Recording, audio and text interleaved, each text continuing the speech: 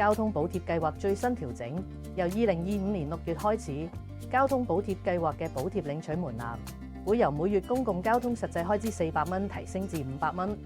對超出嘅開支提供1/3嘅交通津貼，上限維持400蚊不變。所有透過八達通支付嘅公共交通開支都可以獲得補貼，包括港鐵、巴士、渡輪嘅月票同日票都屬於補貼範圍內，即港鐵嘅都會票同全月通等都可以獲得交通津貼。如果係用現金或者八達通以外方式購買指定車船票，就需要喺購票當日起計30日內登記。只要攜帶需要登記嘅車票、收據同八達通，去指定車船票自助登記站，根據登記站指示拍卡，輸入收據登記號碼或者掃描二維碼，就可以完成登記，十分方便。大家要記得，每個月16號開始可以領取上一個月嘅交通津貼，